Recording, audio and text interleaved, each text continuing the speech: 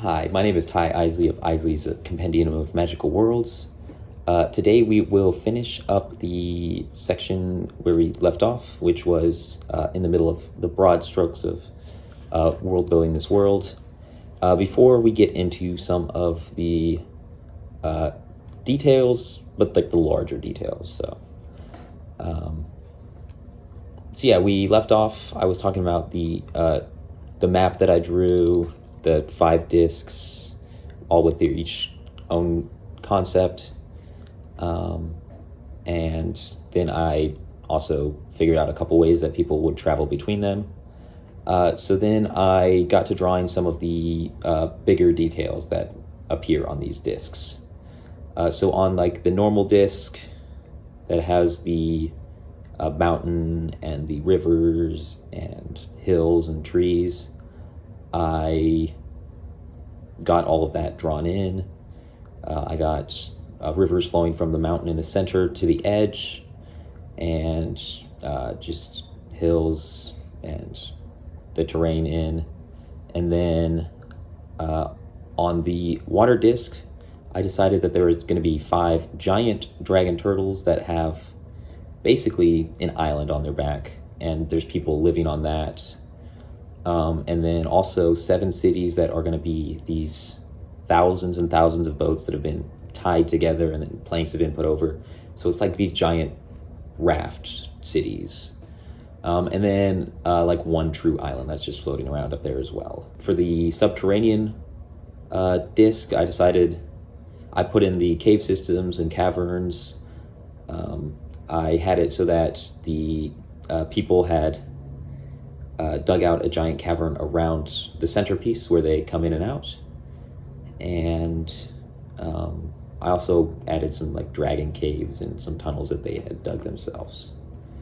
I also decided that I wanted 2 giant dragons outside of the discs that are just kind of flying around, and people have settled on these giant dragons that are not on any of the discs. And then after I got all the terrain and stuff, I drew all the like cities and roads in. So I drew where people had made settlements and where roads had developed.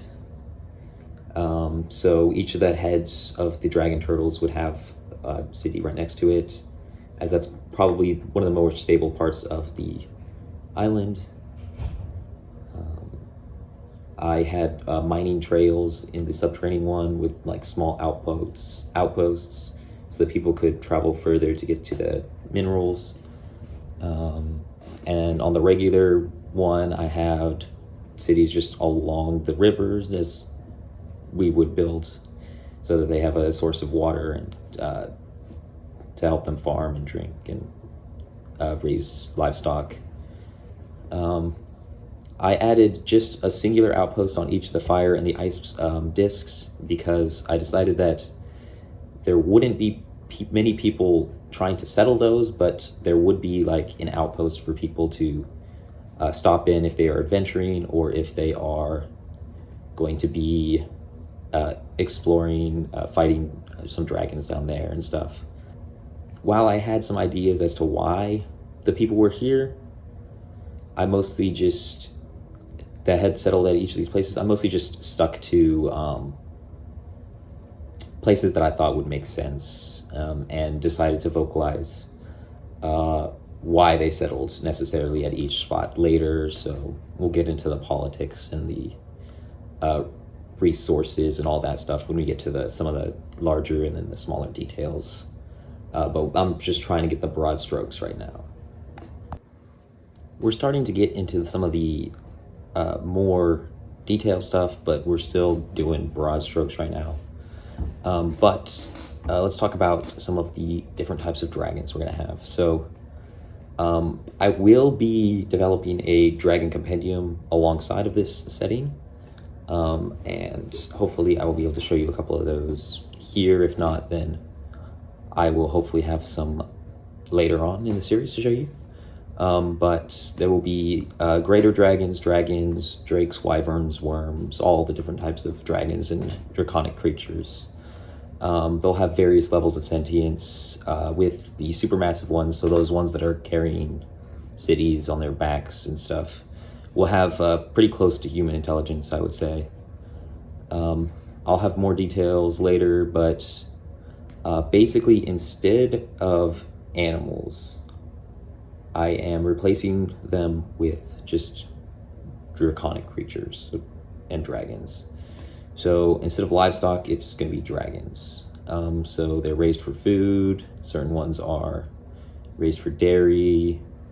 They're instead of fish, they're just like dragons that are in the water. Small dragons are kept as pets. I just think everything is dragons, basically.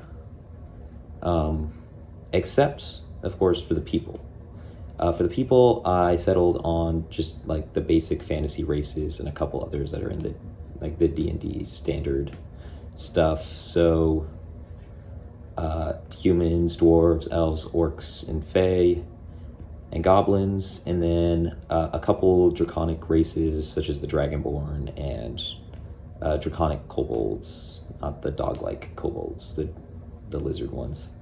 I'll go more into depth on the cultures and countries later, but I'll have three main culture categories. So there'll be those people that kind of revere the dragons and worship the dragons, along with maybe revering the draconic races as to be better than like the rest. There'll be those who just hate the draconic races and the fact that they have to live in the dragon world and just don't like the more powerful dragons and stuff. And maybe there'll be those that hunt them as well and take down the big dragons and stuff, or at least try to. And then there'll be those that like just worship the dragon god who has created discs, but not like the draconic races or the other dragons or anything. And then each disc will not be united. So it's not going to be a united front of each disc fighting each other. There'll be various city-states and factions vying for control and power. They'll have alliances with factions on other discs and stuff like that. And that'll be necessary as well.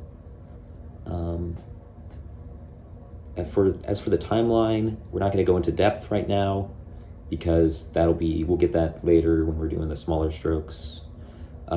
But for large stroke things on the timeline, I decided that the world is a fairly new creation, only being around for several human generations, probably about 100 years. I'm going with the short history because it will both make things incredibly easy when developing like a full timeline and important dates and stuff, but also because it just creates an air of mystery, like how did these people get transported here out of the world? There'll be like stories that have been passed down of the old world that they all came from. Yeah, so other than that, I mean, the discs were created by this powerful dragon who calls himself a god, and some worship as a god, but he's not necessarily like what we would think of as God. He's just a powerful being. People had been pulled out of their everyday lives in this other world, or maybe multiple other worlds, and plopped onto one of these 5 discs at random. Now we're going to get into some basics on the technological advancement of this society. So we'll have steel working, especially with like dragons helping create steel. And there'll also be some light steampunk, as I may have hinted at earlier. So they'll be able to find iron, coal, other resources that are necessary to build these steelworks and some early light steampunk machines. But in the world, I have decided that there's going to be a lack of oil and niter, so combustion, firearms. I'm going to try and keep those out of the setting as much as possible. But that is going to conclude it for the second part of those larger details.